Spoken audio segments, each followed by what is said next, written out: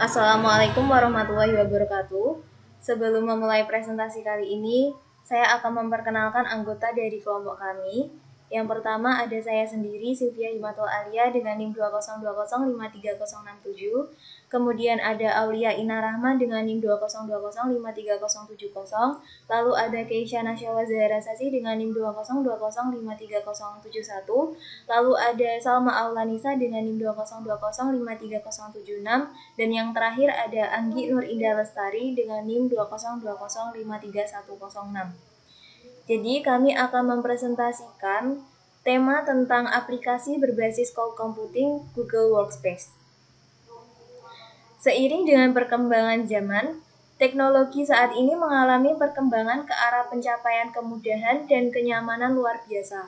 Permasalahan diperoleh dalam pengolahan sistem jaringan. Apabila ada suatu perubahan program aplikasi internet pada server dalam jaringan lokal, datanya harus diinstal ulang atau disesuaikan kembali. Termasuk pada pemakaian komputer, biasa diperlukan sistem operasi dan program aplikasi. Jika pemakai memilih sistem operasi Microsoft Windows misalnya, maka aplikasinya pun harus berbasis Windows. Demikian juga kalau sistemnya berbasis TOS, Linux, Mac, atau sebagainya. Istilah cloud computing mulai banyak didengar dan perkembangannya sangat luar biasa. Komputasi awan merupakan istilah bagi dunia IT yang sistemnya hanya disewa. Maksudnya, dalam menerapkan teknologi ini, pelanggan diharuskan untuk menyewa beberapa komponen kerja di TI, seperti server penyimpanan data hingga data center. Melihat dari tren ini, kita dapat memprediksi masa depan, standar teknologi akan menjadi lebih sederhana karena ketersediaan dari banyak cloud service. Cloud computing atau biasanya disebut komputasi awan terbagi menjadi 3, yaitu infrastruktur as a service, platform as a service, dan software as a service. Selanjutnya akan dilanjutkan oleh teman saya. Perkenalkan, nama saya Aulia Ina Rahma dengan NIM 202053070. Di sini, saya akan melanjutkan presentasi yang sebelumnya sudah disampaikan oleh rekan saya. Nah, sebelum kita membahas pada inti permasalahannya, yaitu tentang aplikasi yang termasuk aplikasi software as a service, kita harus mengetahui terlebih dahulu pengertian dari software as a service.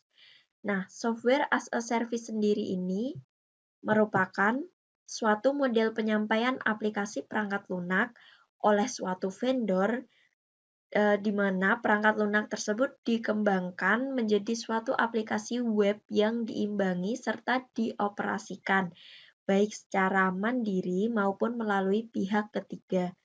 Nah, untuk digunakan oleh pelanggannya melalui sebuah internet. Jadi, pelanggan tidak mengeluarkan uang untuk memiliki perangkat lunak tersebut, melainkan hanya menggunakan saja atau mengaksesnya. Pelanggan menggunakan perangkat lunak tersebut melalui antarmuka pemrograman aplikasi yang dapat diakses melalui web.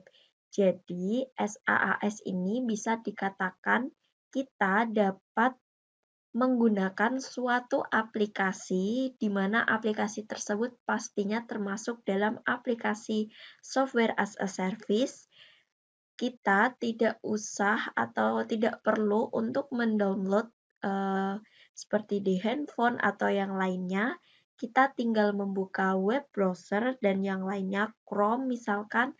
Nah, kemudian kita bisa mengakses aplikasi tersebut tanpa dipungut biaya. Kemudian selanjutnya, manfaat dari software as a service sendiri ada 5.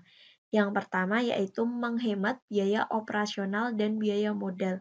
Karena kita sebagai pengguna atau sebagai user hanya menggunakan saja, hanya mengoperasikan. Sedangkan semua biaya operasional dan lainnya ditanggung oleh vendor yang menyediakan aplikasi tersebut. 2.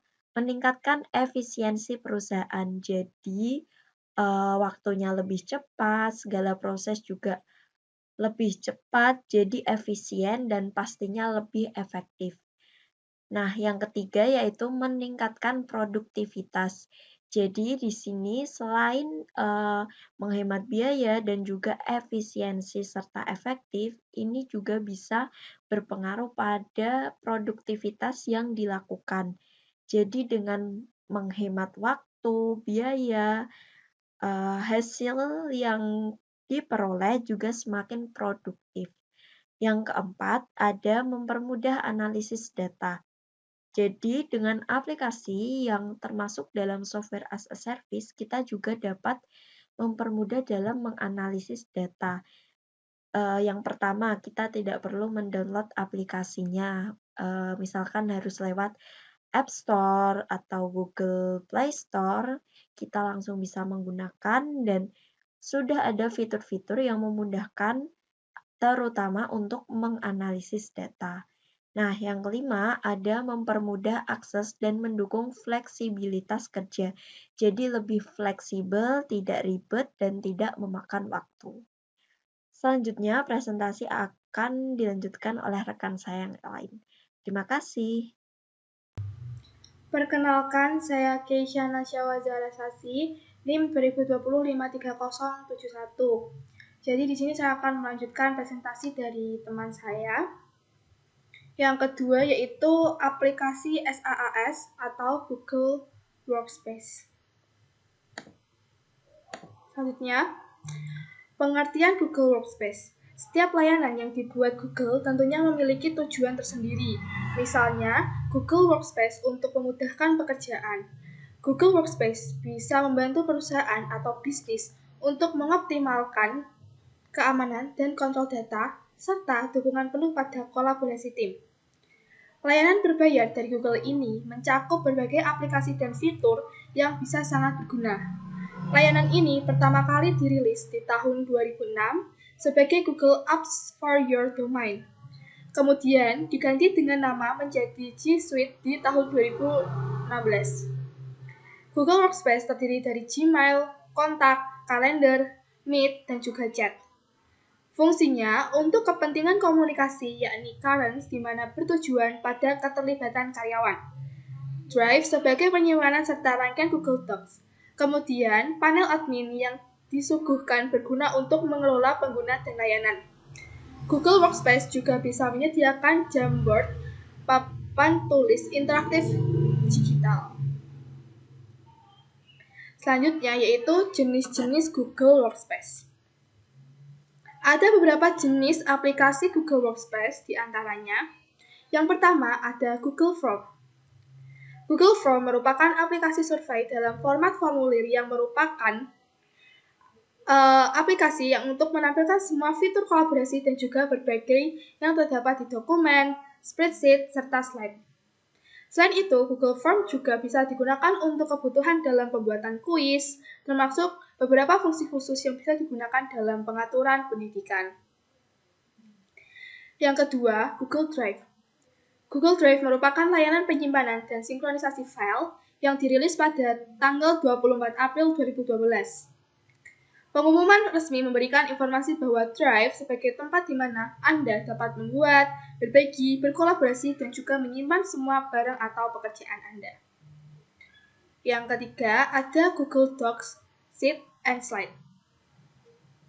Google Docs, Google Sheet, dan Google Slide merupakan layanan pengolah kata, spreadsheet, dan program presentasi. Ketiga program tersebut bersumber dari akuisisi perusahaan yang terjadi pada tahun 2006. Dan saat ini diterapkan ke dalam Google Drive sebagai bagian pada rangkaian Google Dokumen. Yang keempat atau yang terakhir yaitu Gmail. Gmail merupakan layanan email berbasis web yang dirilis dalam bentuk beta terbatas pada tanggal 1 April 2004. Layanan ini juga memiliki lebih dari 1 miliar pengguna konsumen yang aktif pada seluruh dunia yang telah tercatat pada bulan Februari 2016. Gmail semenjak momen tersebut telah menjadi populer karena memfasilitasi pengguna pada ruang penyimpanan dalam jumlah besar dan memiliki percakapan jenis thread serta kemampuan pencarian yang kuat. Kemudian, beberapa bagian aplikasi di atas merupakan fasilitas yang bisa Anda gunakan jika Anda menggunakan Google Workspace. Aplikasi pendukung lainnya yang tak kalah menarik itu ada Google Sites, Google Calendar, Google Meet, Google Current, Google Chat, Google Keep, Jamboard, Google Vault, dan Google Workspace Marketplace. Sekian dari saya, akan dilanjutkan presentasi oleh teman saya. Nama saya Salma Aulanisa, NIM 202053076. Apa saja kelebihan Google Workspace? Di sini terdiri dari 10. Yang pertama, user interface yang ramah. Yang kedua, kompatibilitas. Kompatibilitas di sini kita dapat melakukan proses ini dengan menggunakan sistem operasi di komputer. Kemudian, kemudahan dalam rangka kontabilitas ini adalah pemilik akun akan mudah untuk berganti akun.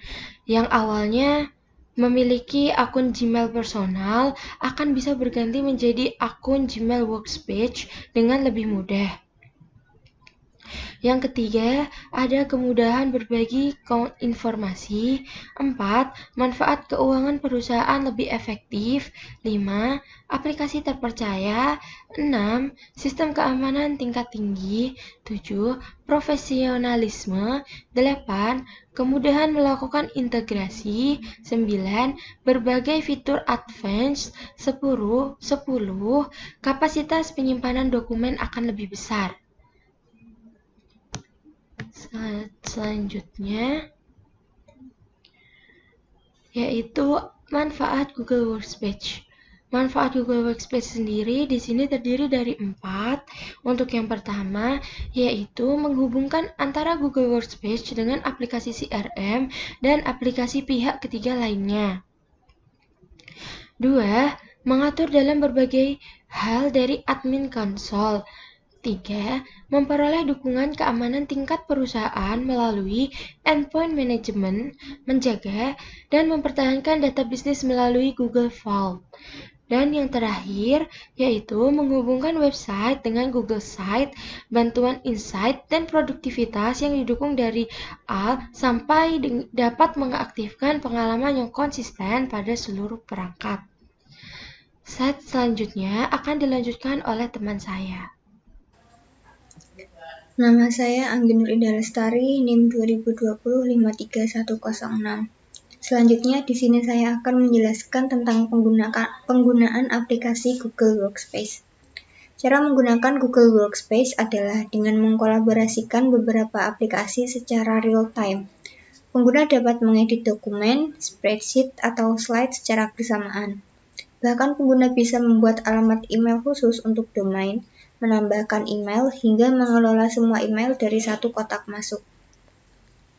Untuk mendaftar ke Google Workspace dengan cara, yang pertama, login ke Google Domain, yang kedua, memilih nama domain, yang ketiga, buka menu, yang keempat, klik email, yang kelima, di bagian dapatkan alamat email khusus, klik dapatkan Google Workspace. Selanjutnya kesimpulan. Google Workspace merupakan salah satu layanan aplikasi SaaS yang dapat membantu perusahaan untuk mengoptimalkan keamanan dan kontrol data. Tidak seperti layanan gratis lainnya, pengguna aplikasi ini tidak dapat melihat iklan ketika menggunakan layanan dan informasi, serta data di Google Workspace tidak dapat digunakan untuk keperluan periklanan. Administrator Google Workspace dapat menyempurnakan pengaturan keamanan dan privasi, dan cara penggunaan aplikasinya adalah dengan mengkolaborasikan beberapa aplikasi secara real-time. Sekian presentasi dari kelompok kami, terima kasih. Wassalamualaikum warahmatullahi wabarakatuh.